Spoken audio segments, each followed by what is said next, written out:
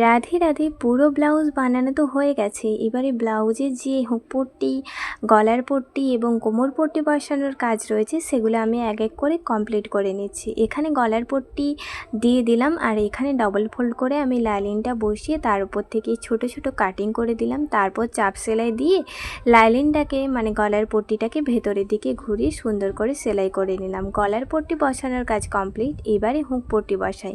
Hook পট্টির জন্য এখানে আমি লাইলিন নিয়ে নিয়েছি এবং লাইলিনটাকে উপর দিক থেকে বসিয়ে দিলাম। এবার লাইলিনের উপর থেকে সুন্দর করে চাপ সেলাই দিয়ে দিচ্ছি। চাপ সেলাই দেওয়ার পরে লাইলিনটাকে ভেতরের দিকে করে দিয়ে ডবল ফোল্ড করে তারপরে সুন্দরভাবে ধার বরাবর সেলাই করে দিলাম, মানে মুড়ি বরাবর। তো এইভাবে সেলাই করে দেওয়ার পর আমার হুক পট্টি বসানোর কাজ একেবারে কমপ্লিট।